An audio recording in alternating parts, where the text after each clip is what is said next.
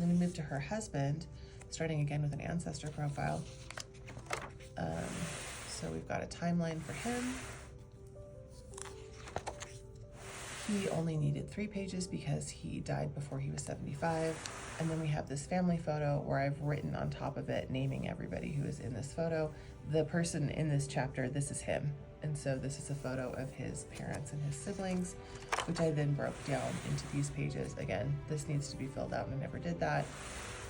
But I did manage to break down all of his siblings, including the one that's not pictured. Excuse me. Okay, immigration records, very basic information. I've since found more. At the time, I really couldn't find anything for him. And then just a copy from the card catalog for the Federal Naturalization Records in Illinois. He did have an occupation, so I used this occupation worksheet to just track all the places where I had found him working in this occupation. And then I have social pages here. I don't have a photo of him working, but I put social pages where it talks about his job. And then I found some photos of the places that he worked, and I included that here on his occupation records. We have him in the 1910 census living with his parents. And we've got him in the 1920 US Census, and the worksheet that details everything out. The 1930 Census, and the 1940 Census. Then we have his World War I draft card. He was 29 at the time. He did not end up serving. And then we have his World War II draft card.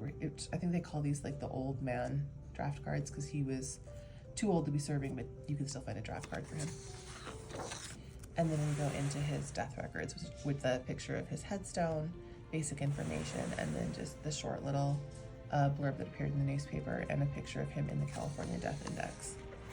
Now, instead of having his siblings directly in his chapter, I added a separate section at the end for his siblings because there were so many. So I've got the siblings divider here, and these are all the siblings from the person we just looked at, and you can see I've given them their own index numbers, 5A, 5B, 5C, 5D, 5E, 5F, based on the fact that his index number is 5. So there's the index.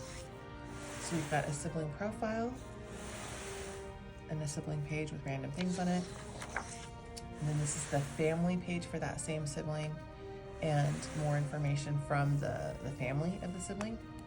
And it says down here that's sibling 5A. Then we move to sibling 5B. We start with the sibling profile, and then the sibling family, which is nothing but names because I don't have pictures of either of the husbands or any of the children. And then information about those family groups.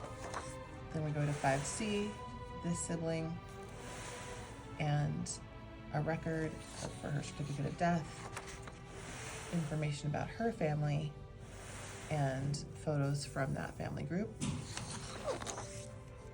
Sibling 5D, and I think this is his, what is this?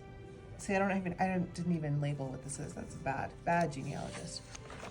And then his family and an obituary. You can see that this book was very much a work in progress, and I chose to print it out because I was going to go ahead and like scribble on these pages and then make them nicely and replace them because this is a disc-bound notebook, so I can just pop the pages in and out as I print them out. And I just never returned to working on this particular book, which is too bad, but it happens. All progress is progress. Okay, this sibling profile, which has 2 photos, because she appeared in the newspaper, and this sibling family and information about that family group, and then 5F, this last sibling, with no additional records for her. Very, very little on her family. No additional records there either. Definitely work in progress.